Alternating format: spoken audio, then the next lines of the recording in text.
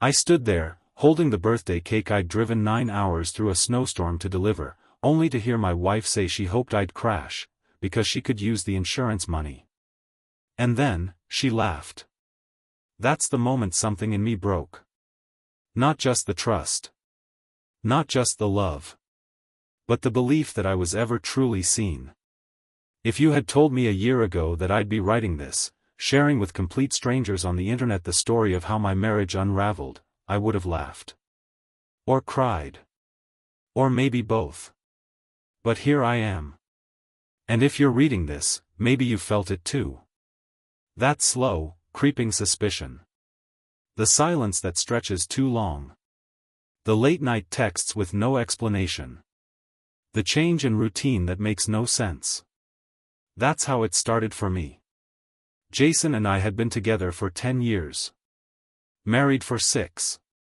We met in college. He was the loud one in every room, the guy who could turn a boring Thursday into something you'd talk about for months. I was quieter, more observant. We balanced each other out. At least, that's what I thought. We'd built a life. Nothing flashy. A 2-bedroom home with a creaky porch swing and mismatched dinnerware. He worked in software development. I managed a local boutique.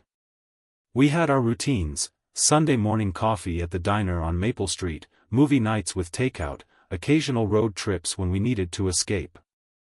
It wasn't perfect. But it felt safe. Until it didn't. It started with small things. He stopped kissing me on the forehead before leaving for work. The "How was your day?" turned into a distracted while he scrolled through his phone. He started going out more, networking events, he'd say. Always with a smirk that made me feel like I should already understand. I didn't want to be the paranoid wife. I gave him space. Told myself it was just a phase. That work was stressful. That he'd come back to me. Then one night, I found a receipt. It was in his jacket pocket. A restaurant we'd never been to. 2 entrees. A bottle of wine. A dessert neither of us liked. Dated last Friday, the night he told me he was working late. My heart didn't race. It didn't break. It just went quiet. Like it already knew.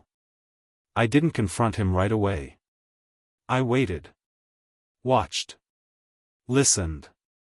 And what I saw was a man who looked less like my husband and more like a stranger wearing his face. He laughed more on his phone than he did at home. He showered as soon as he got in, something he never used to do. He guarded his phone like it held nuclear codes.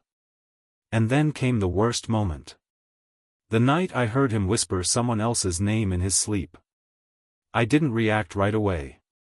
I just lay there in the dark, staring at the ceiling while my heart thudded so loud I was sure it would wake him. He mumbled again. A soft, sleep-drenched name. Not mine. And not one I recognized. It was a woman's name, gentle, unfamiliar, and far too intimate for a dream he shouldn't have been having. The next morning, I made coffee like usual. I asked him if he'd slept okay. Yeah, he said, yawning. Why? You were talking in your sleep, I replied casually, watching him closely. He froze for just a second. Not long. But long enough. What did I say? He asked, too carefully. I shrugged. Nothing clear. We didn't speak of it again. But I started writing things down. Times. Dates. His excuses. The names he dropped. The way his stories didn't line up. It wasn't about catching him anymore. I already knew. It was about preparing myself for what came next. And then, like something straight out of a bad movie, the truth fell into my lap. Literally.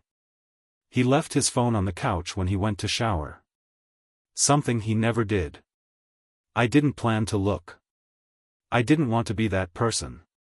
But the screen lit up with a message I couldn't ignore. Last night was perfect.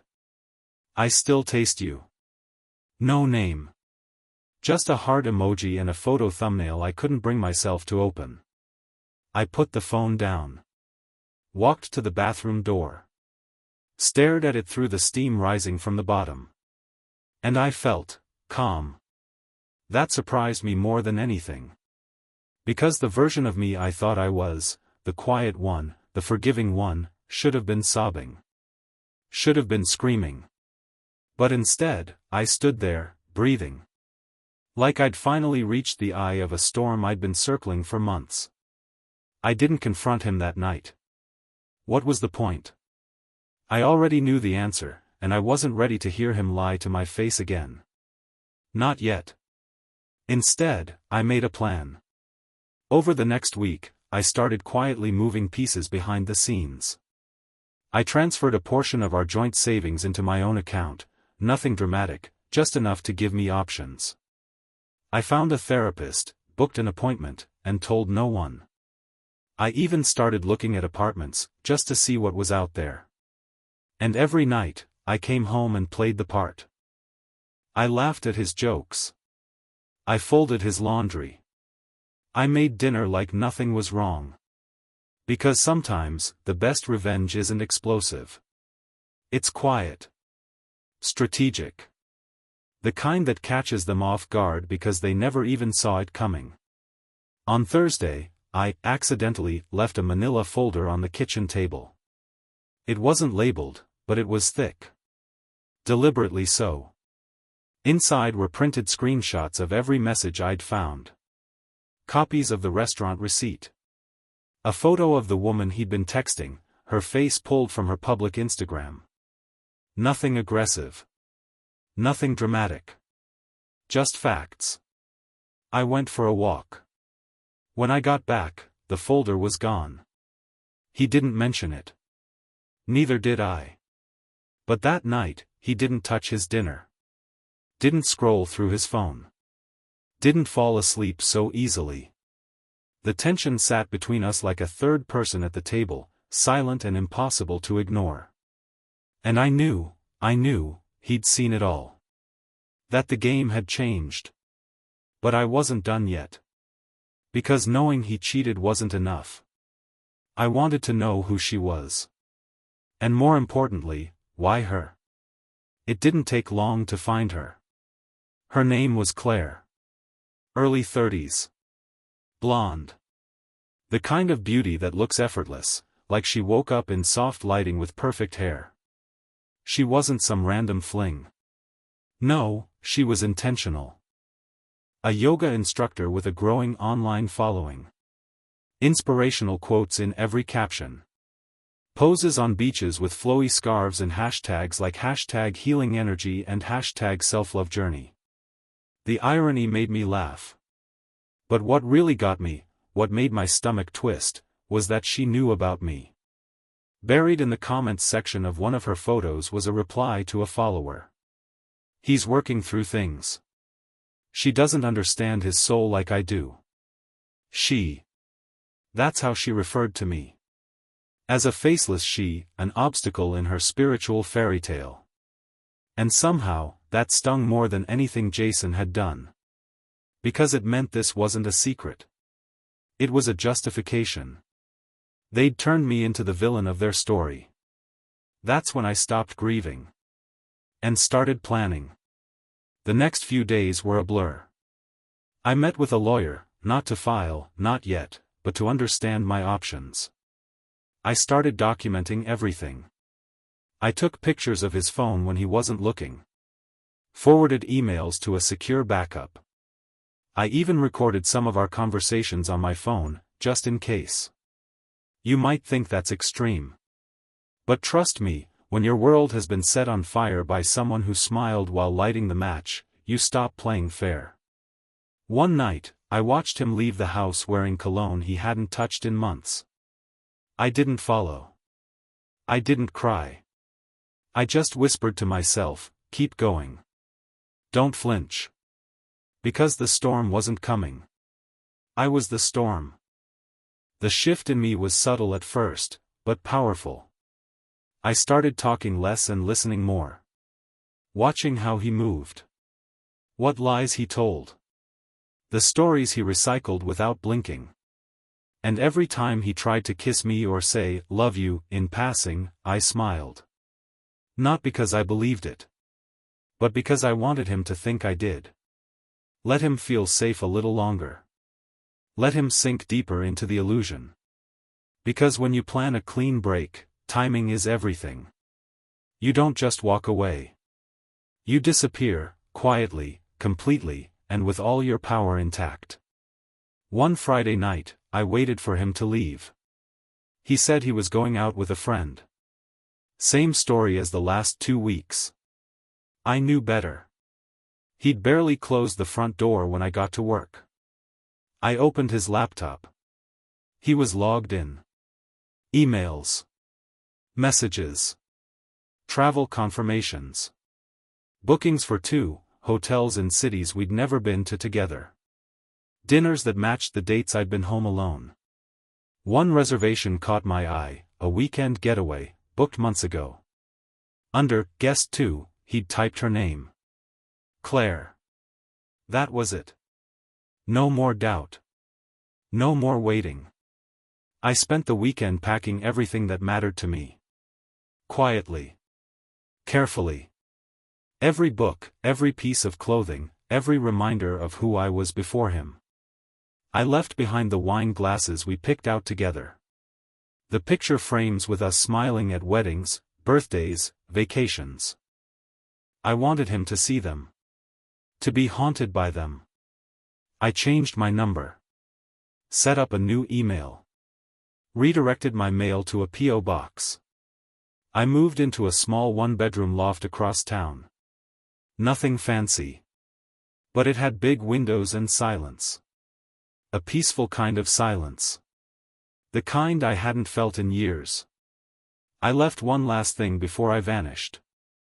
A note. Folded, placed on his pillow, waiting for him. Just 7 words. I hope she understands your soul too. He called me 37 times that night. The voicemail started angry. Accusatory. Like I was the one who had betrayed him. Where the hell are you? This is insane. Grow up. Then came the pleading. Can we just talk? I didn't mean for it to get that far. Please. Don't do this. Don't throw it all away. And finally, the desperation. I made a mistake. You're the only one who ever really knew me. I'll leave her. Just tell me where you are. But I didn't answer. I didn't even listen to most of them. Because there's a quiet power in not reacting. In letting someone sit in the silence they created. No justifications. No closure. Just emptiness. A mirror held up to the choices they made. The next day, he showed up at my work. Waited in the parking lot like some wounded soldier returning from war. I watched him from the window. Didn't move. Didn't go out. I let him wait. 30 minutes. Then an hour. Then 2. Eventually, he left. And I breathed. That night, I posted a photo on my new account. Just a cup of coffee, a journal, and a caption that read, "Sometimes peace looks like starting over." I didn't tag anyone. Didn't name names. But the message was clear. The people who knew me knew. And slowly, the truth began to leak. Friends who used to make excuses for him started checking in on me. One messaged. I always thought something felt off. I'm sorry I didn't say anything sooner. Another simply wrote.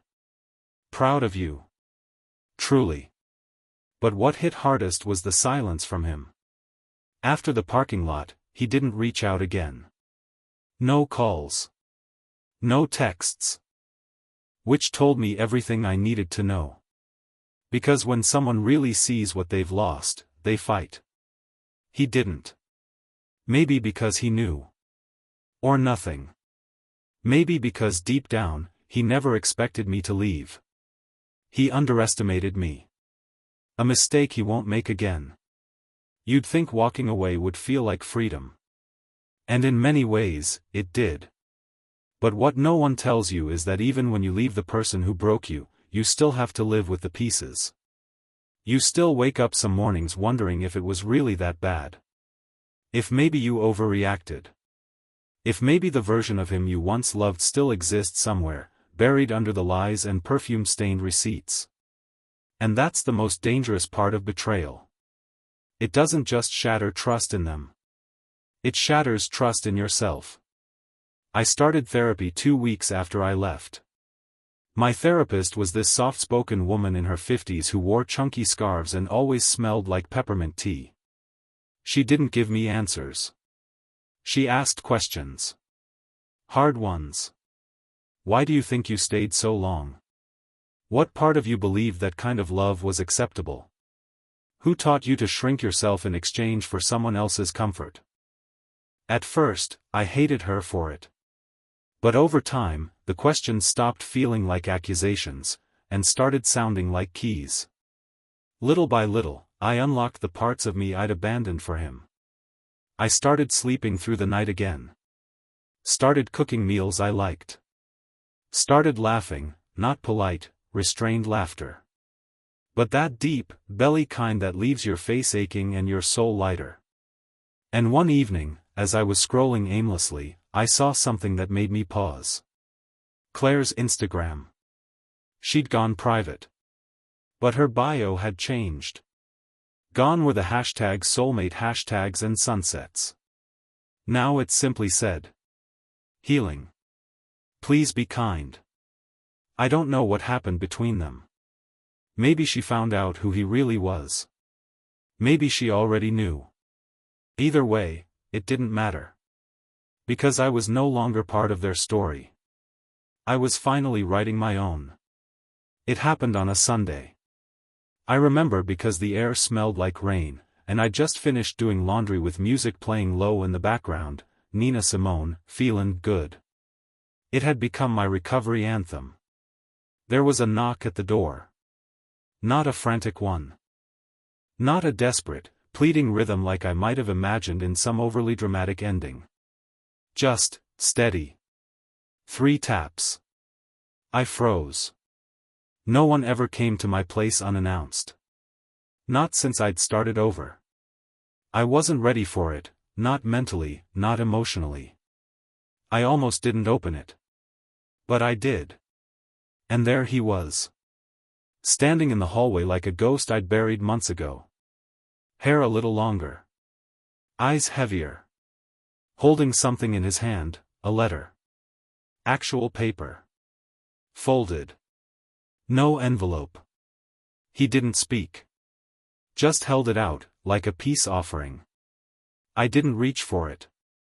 So he laid it on the ground, nodded once, and walked away. No drama. No one last chance. No apologies screamed through the rain.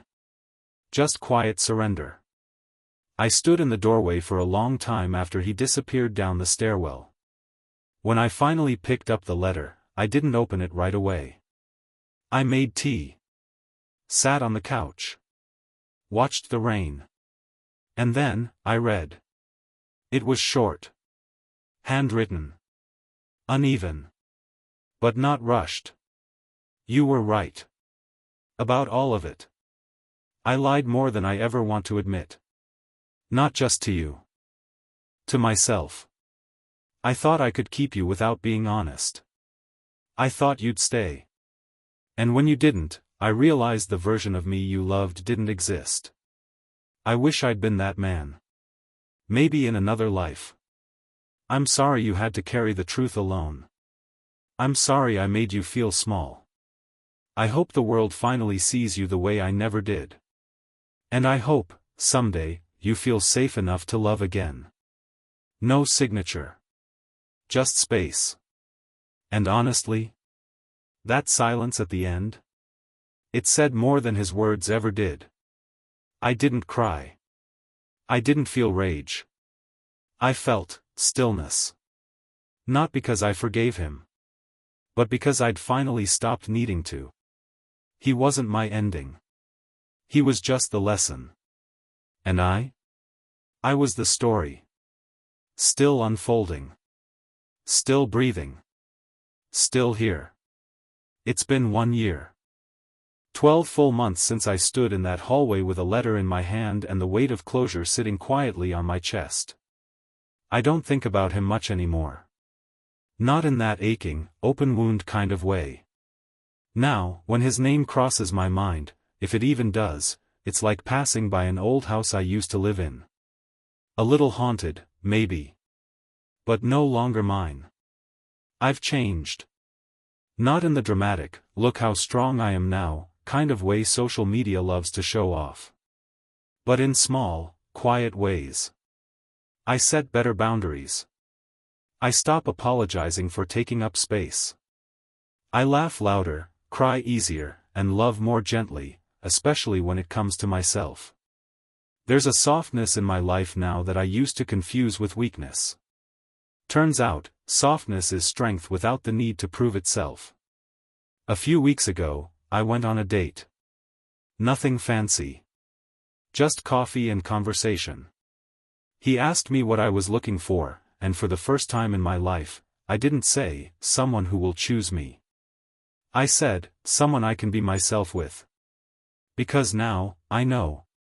Being chosen isn't the prize. Being free to be fully you, that's everything.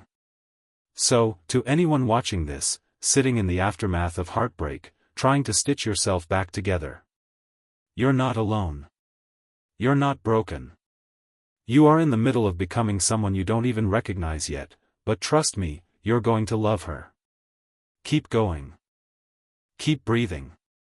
You made it through the hardest part. And now? Now, it's time to begin again.